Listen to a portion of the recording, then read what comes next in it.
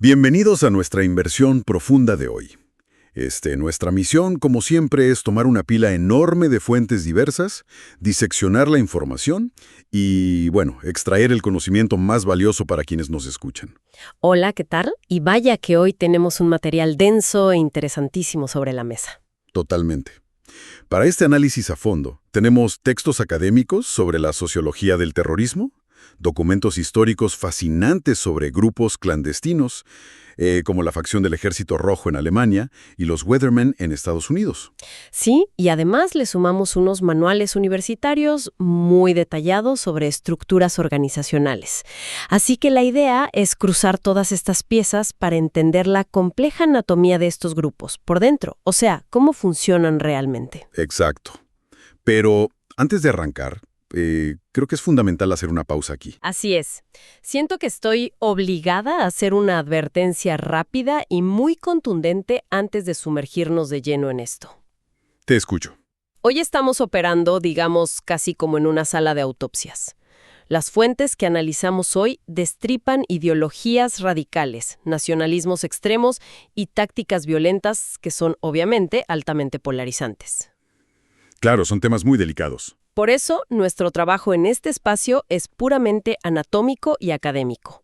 Vamos a entender la maquinaria teórica e histórica de estos fenómenos, pero manteniendo una neutralidad absoluta. No estamos respaldando, promoviendo ni justificando en lo más mínimo las causas o la violencia que impulsan estos grupos. Esa imparcialidad es nuestra regla de oro, sin duda. Y bueno, con eso claro, aquí está el gancho intelectual de nuestra sesión de hoy. Fíjate que cuando las noticias nos bombardean con incidentes de este tipo, la reacción natural de la sociedad es asumir que estamos presenciando pura locura aleatoria. Un caos sin sentido ejecutado por personas totalmente irracionales. Exactamente. Pero vamos a desempacar esto con cuidado. Si miramos debajo de la superficie, los textos nos revelan que existe una arquitectura oculta. Hay una lógica sumamente calculada operando detrás de escena. No es caos, es diseño estratégico. Así es. Y para entender ese diseño, hoy vamos a contrastar dos grandes lentes analíticos que dominan la academia, y que nuestras fuentes exploran a fondo.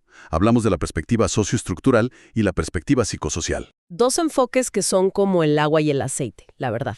Al ponerlos frente a frente, vamos a ver cómo cada una de estas ópticas explica de manera totalmente distinta el origen de la violencia, la estructura interna y las verdaderas motivaciones de quienes participan en esto.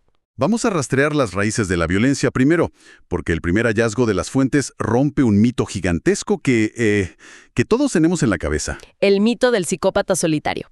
Ese mero. Históricamente, el primer instinto de los investigadores fue intentar perfilar a estos actores como enfermos mentales. Buscaban desesperadamente alguna anomalía clínica. Es lo que los textos llaman el enfoque psicológico individual. Y lo fascinante de ese primer intento clínico es que fracasó rotundamente. O sea, los estudios criminalísticos y psicológicos demostraron que buscar un gen de la locura era, literal, un callejón sin salida. ¿Por qué fracasa? Porque uno pensaría que para hacer cosas tan extremas, tienes que estar mal de la cabeza. Suena lógico, pero la realidad es que la gran mayoría de los actores en estas organizaciones no padecen trastornos clínicos, no tienen una desviación psicopatológica inherente. Fíjate que, para que una célula clandestina funcione, necesita individuos altamente disciplinados, racionales y capaces de operar bajo presión extrema. Claro. Y alguien con una psicopatía descontrolada sería un peligro para el propio grupo. Exacto. Serían incompatibles con el sigilo y la organización que requieren. Entonces, al derrumbarse este enfoque del individuo loco, la academia tuvo que alejar la lupa del cerebro de la persona y, digamos, enfocarla en la sociedad entera. Y aquí es donde entra con fuerza el enfoque socioestructural. También conocido como el enfoque sistémico. Sí, esta visión macroeconómica y macrosocial argumenta que la violencia extrema emerge de lo que llaman causas profundas. Estamos hablando de condiciones sistémicas insoportables, o sea, pobreza endémica, desigualdad económica abismal, represión por parte de gobiernos autoritarios. O estados fallidos y fracturas étnicas o religiosas muy profundas en el tejido de una nación. Y aquí hay un contraste interesantísimo en los textos, porque si comparamos estas causas profundas socioestructurales con los detonantes de las guerras de primera generación, la diferencia es abismal. O totalmente. Las guerras convencionales de primera generación eran conflictos masivos, de Estado contra Estado. Eran ejércitos formales peleando por territorio, por fronteras o por recursos naturales específicos. Una dinámica de poder geopolítico clásica. Así es. En cambio, el lente socioestructural nos dice que este tipo de violencia no es un choque entre naciones sólidas, es el resultado del colapso interno de un Estado. Es como la fiebre que te indica que el tejido social y económico de una región tiene una infección gravísima. Me encanta esa analogía. Y fíjate cómo este lente macro percibe al individuo, porque es súper revelador. Para la perspectiva socioestructural, el individuo es casi irrelevante como pensador independiente. Es visto simplemente como un subproducto de estas presiones tectónicas de la sociedad. Esto me recuerda mucho a la teoría del valor añadido del sociólogo Neil Smeltzer, que las fuentes mencionan bastante. Exactamente, Smeltzer. Él plantea que las tensiones estructurales, la marginación y la falta de canales políticos se van acumulando a tal grado que inevitablemente estallan en violencia colectiva. Bajo esta teoría, el actor individual es solo una chispa en un bosque que el propio sistema se encargó de secar durante décadas. Sin embargo, la perspectiva macroestructural choca contra un muro analítico importante, A ver, ¿cuál es? que no puede explicar por qué de millones de personas que sufren exactamente la misma pobreza o represión autoritaria, solo un puñado milimétrico elige el camino de la clandestinidad y la violencia. Claro, si la causa estructural fuera la única variable matemática, veríamos ejércitos de millones de insurgentes, no células pequeñas de 20 personas. Y es precisamente en esta brecha enorme donde la óptica psicosocial entra al quite y toma el relevo. Y la perspectiva psicosocial cambia el paradigma por completo. Define todo esto no como un estallido pasivo por presión sistémica, sino como una estrategia altamente racional. El objetivo es lograr una influencia política minoritaria. Me parece clave ese término, influencia política minoritaria. Es decir, un grupo minúsculo que es plenamente consciente de que no puede ganar una guerra militar tradicional frente a un Estado. Entonces deciden utilizar una violencia teatral y perturbadora para infundir miedo, polarizar a la sociedad y forzar un cambio de actitudes en la mayoría inmensa. Al adoptar esta visión, el enfoque psicosocial descarta la visión clínica del psicópata que mencionamos al principio, pero también rechaza la idea socioestructural de que el individuo es solo un producto automático de la pobreza. Entonces, ¿qué dice sobre las motivaciones? Las fuentes nos revelan que las personas no se unen y sobre todo no se mantienen en estos grupos únicamente por un ideal político abstracto o por hambre. Se quedan por recompensas emocionales y psicológicas profundas. Claro, piensa en el atractivo de una hermandad o de un club súper exclusivo, pero llevada a un extremo literal de vida o muerte. La óptica psicosocial descubre que los miembros soportan las penurias de vivir escondidos por la intensidad de la amistad. Encuentran un sentido de pertenencia brutal y hermético que jamás encontrarían en la sociedad normal. El grupo les otorga una nueva identidad social positiva. Pasan de sentirse ciudadanos marginados, invisibles, a verse a sí mismos como la vanguardia heroica que lucha frente a un agravio histórico. Y esa recompensa identitaria, ese calor del grupo, es muchísimo más fuerte que cualquier rasgo patológico individual o que la simple ideología escrita en un papel. Pero a ver, esa identidad compartida es el combustible interno, de acuerdo. Pero la pura voluntad y la hermandad no compran armas ni pagan el alquiler de las casas de seguridad. Definitivamente no. Para operar y sobrevivir, cualquier organización necesita movilizar recursos, lo que nos lleva a otro punto crucial de los manuales universitarios que analizamos. La teoría de la movilización de recursos. Porque armar una revolución clandestina es casi como armar una startup, pero altamente peligrosa y letal. Tal cual. No solo necesitas capital financiero y tecnología, necesitas capital humano, capital moral, estructuras operativas sólidas y una cultura interna impenetrable. Y aquí, fíjate, presenciamos un contraste analítico fascinante entre nuestros dos enfoques sobre cómo conciben un elemento vital en la movilización de recursos. Hablo de la ideología. Ah, sí. Desde el lente socioestructural, la ideología se analiza de una manera muy fría, muy utilitaria. Es vista como una herramienta cultural estratégica, un recurso moral discursivo. O sea, los líderes la diseñan para aglutinar a las masas y justificar su lucha ante el mundo. Exacto. Y lo más importante, para atraer financiamiento externo, simpatizantes y logística. Es decir, Bajo la visión socioestructural, la ideología es básicamente el imán de marketing para asegurar los recursos materiales y morales que garanticen la supervivencia del grupo. En el lado opuesto, el enfoque psicosocial entiende la ideología como un pilar existencial indispensable para el individuo mismo. No es solo marketing. Es un recurso necesario, pero a nivel psicológico. Así es. Es el mecanismo que permite apagar las barreras éticas innatas del ser humano. Piensa que ninguna persona cruza la línea hacia la violencia extrema sin un marco ideológico que reescriba su código moral. Un marco que le susurre al oído algo como, oye, esto que estás haciendo no es un acto criminal, es un acto de justicia cósmica necesaria. Totalmente. La ideología aquí es el escudo existencial que protege la psique del militante frente a sus propias acciones. Es el recurso que le da sentido a su nueva identidad.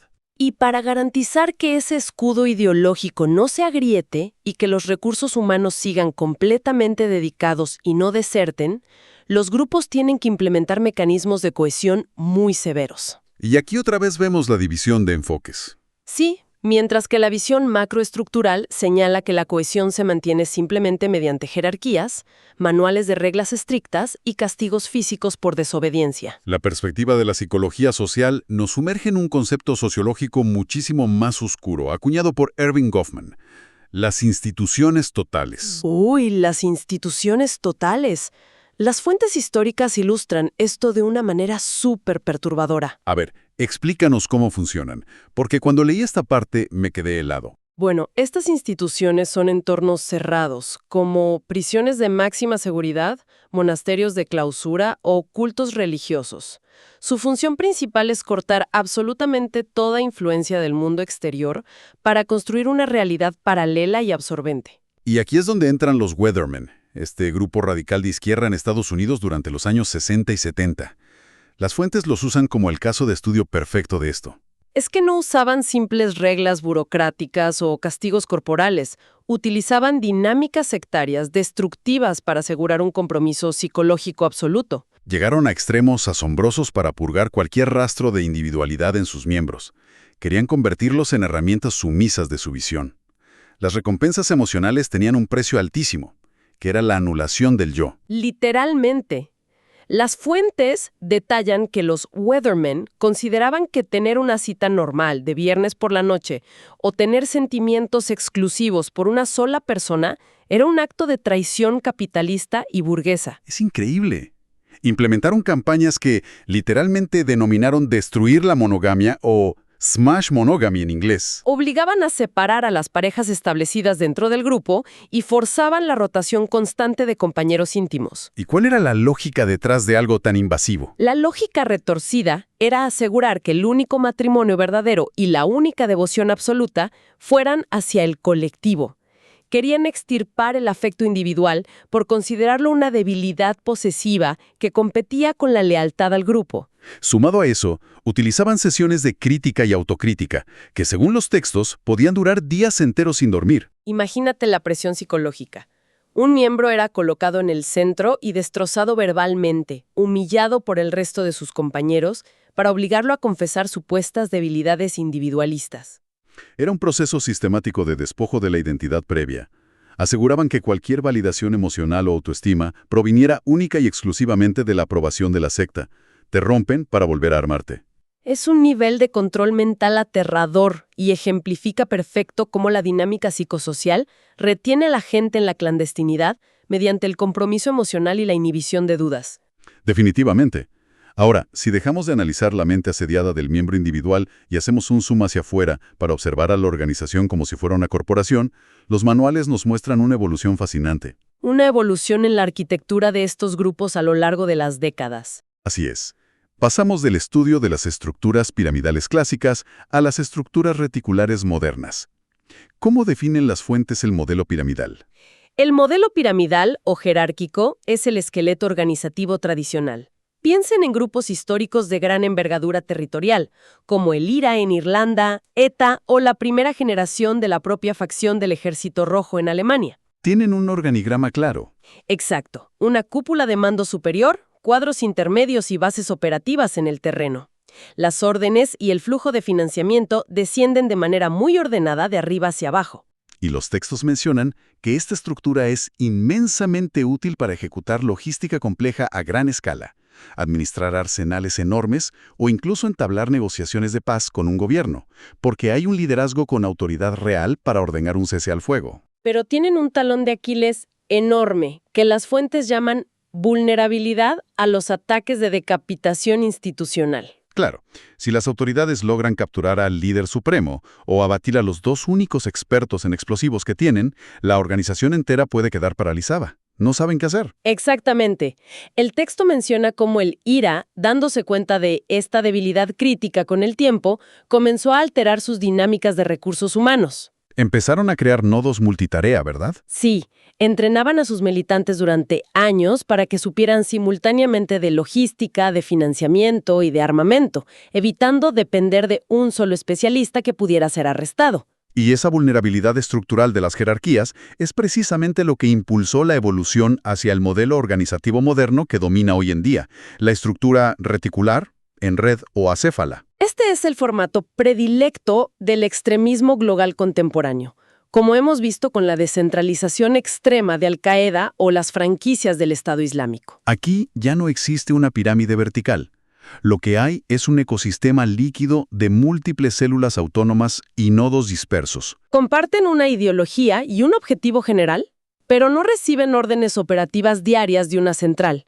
Operan por su cuenta. Y es esta arquitectura de red la que, según los manuales, proporciona una resiliencia casi invencible frente a los famosos ataques de decapitación militar. O sea, en una pirámide cortas la cabeza y el cuerpo muere. Pero en una estructura reticular, si un dron elimina a un líder ideológico en un país, o las fuerzas de seguridad desmantelan una célula en una ciudad, docenas de otras células autónomas continúan operando intactas en el resto del mundo. Porque el conocimiento táctico, el financiamiento que hoy en día suele ser en criptomonedas y la capacidad operativa están totalmente distribuidos.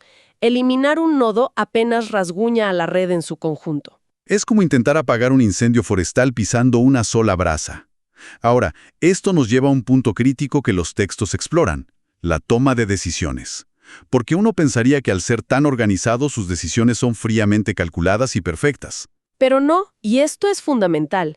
Tanto el enfoque socioestructural como el psicosocial coinciden y analizan explícitamente las limitaciones de esto. Ambas perspectivas advierten que estos actores operan bajo una racionalidad limitada y parcial. Racionalidad limitada. O sea, ¿ellos creen tomar decisiones estratégicas lógicas para su causa? Sí, pero su visión está profundamente distorsionada por su propio entorno cerrado. Al vivir en el absoluto aislamiento de la clandestinidad, rodeados únicamente de voces que repiten y validan sus propias creencias, caen presas del pensamiento de grupo. El famoso groupthink. Las dinámicas psicosociales que exigen lealtad absoluta terminan castigando ferozmente cualquier disidencia interna. Nadie se atreve a decir, oigan, creo que esto es una mala idea. Y se polarizan a un grado tal que pierden por completo la brújula moral objetiva. Pierden la capacidad de evaluar si sus tácticas violentas realmente los están acercando a sus objetivos políticos a largo plazo o si solo están provocando el odio de las masas. El caso de la facción del Ejército Rojo, la RAF, en Alemania Occidental, ilustra perfectamente el colapso de esta racionalidad limitada, en la ejecución de decisiones estratégicas. Las fuentes detallan esto de forma brillante. Mencionan cómo la RAF se encerró en lo que definen como una abstracción mortal.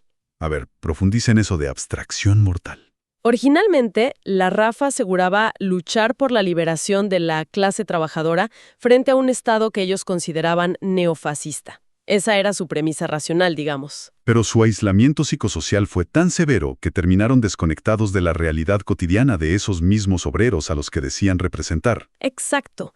Ejecutaban secuestros y asesinatos de figuras industriales, creyendo ciegamente que serían celebrados como héroes que encendían la chispa revolucionaria. Su racionalidad limitada y su pensamiento de grupo les impedía ver que la sociedad alemana en pleno, incluyendo a la clase trabajadora, los observaba con profundo terror y repudio absoluto.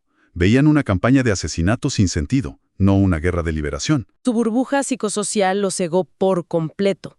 Y fíjate que en el caso de las estructuras modernas, reticulares de las que hablábamos antes, esta racionalidad limitada es aún más volátil y peligrosa. Porque no hay un mando central que los frene. Exactamente. Al no tener un liderazgo unificado que calibre la estrategia a largo plazo, pequeñas células autónomas toman decisiones impulsivas y extremadamente brutales. Persiguiendo recompensas emocionales inmediatas dentro de su microgrupo, para impresionar a sus compañeros de célula, básicamente, sin importarles si sus acciones alienan por completo a la base social más amplia que su ideología pretendía conquistar en un principio. Todo este complejo panorama teórico, organizacional y psicológico nos lleva inevitablemente a la pregunta pragmática definitiva. O sea, ¿cuáles son las implicaciones políticas de todo esto? El famoso ¿y qué hacemos con esta información? Porque la forma en que un Estado o una sociedad define analíticamente el problema dicta automáticamente el tipo de herramientas y políticas que utilizará para combatirlo. Y los textos dedican un segmento muy claro a esbozar estos cambios de política. Si una nación, por ejemplo, decide priorizar la perspectiva socioestructural, sus políticas antiterroristas no estarán lideradas por generales del ejército. Estarán lideradas por diplomáticos, economistas y trabajadores sociales.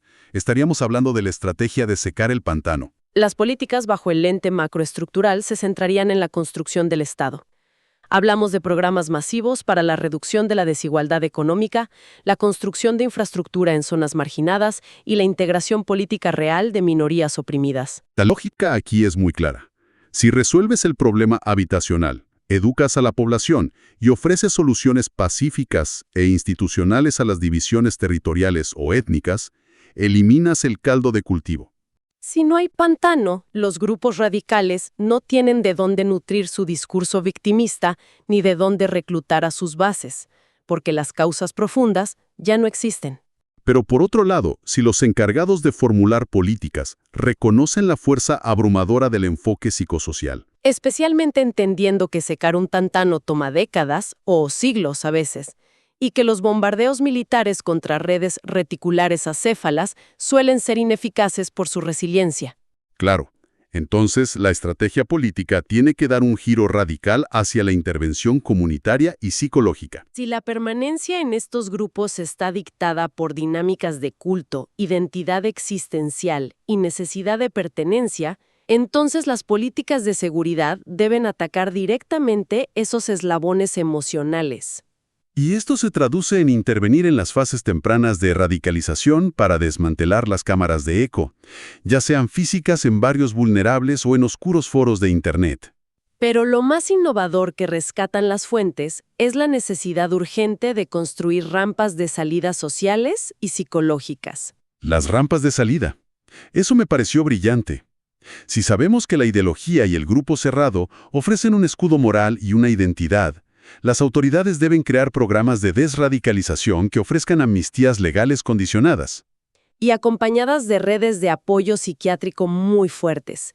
Deben proporcionar una nueva identidad segura, un trabajo y una comunidad alternativa sana. Para que el individuo pueda abandonar la secta clandestina sin sentir que salta a un vacío existencial, tienes que cortar la dependencia emocional antes de que lleguen a la violencia irreversible. En resumen, las políticas basadas en la visión psicosocial aplican un enfoque de salud pública comunitaria a la seguridad nacional. Atacan los mecanismos de retención emocional en lugar de limitarse a neutralizar depósitos de armas. Ha sido un recorrido analítico increíblemente denso y fascinante. Para resumir y empaquetar todo lo que hemos explorado para nuestra audiencia hoy, creo que enterramos definitivamente el mito del actor loco o del psicópata solitario. Así es, quedó totalmente descartado por la academia. Hemos aprendido a diseccionar la violencia clandestina como un producto dual. Por un lado, un choque de fallas macroestructurales de la sociedad y estados fracturados. Y por otro, como el resultado de dinámicas de culto interno altamente organizadas, impulsadas por recompensas emocionales y psicológicas. Vimos también cómo estas maquinarias dejaron atrás las vulnerables jerarquías piramidales, como el viejo IRA, para transformarse en redes reticulares resilientes. Redes capaces de sobrevivir a la decapitación de sus líderes gracias a su naturaleza autónoma y distribuida. Y para cerrar nuestra sesión, si tomamos toda esta evolución de la arquitectura organizacional, sumada a las dinámicas psicosociales de influencia minoritaria que discutimos, y las proyectamos hacia el presente y el futuro, emerge una reflexión profundamente provocadora. Te escuchamos. ¿Cuál es esa reflexión? Las fuentes nos mostraron cómo estos grupos mutaron en redes acéfalas casi líquidas. Bueno, hoy en día sabemos que esas intensas recompensas identitarias, el sentido de pertenencia heroica y el pensamiento de grupo sectario se están potenciando exponencialmente a través de los algoritmos de las redes sociales. Claro, el Internet es la institución total perfecta. Exacto. Si la radicalización, la retención emocional y la distribución de recursos morales ya no ocurren en sótanos secretos, sino en dinámicas algorítmicas globales en línea, es posible que la futura lucha contra el extremismo violento deba parecerse mucho menos a una operación militar tradicional con drones y transformarse más bien en una masiva intervención de salud mental pública y moderación algorítmica a escala global. Es una interrogante que replantea por completo nuestra noción de seguridad ciudadana y nacional. Nos deja muchísimo para pensar la próxima vez que observemos el flujo de información y polarización en nuestras pantallas. Sin duda, es un cambio de paradigma total para el futuro. Y con este pensamiento provocador, despedimos nuestro análisis a fondo de hoy. Queremos agradecer enormemente a quienes nos escuchan por acompañarnos en este viaje tan complejo y por mantener vivo el interés en comprender las arquitecturas ocultas detrás de los grandes fenómenos globales. Sigan cuestionando, profundizando y analizando críticamente el mundo que nos rodea. Hasta la próxima.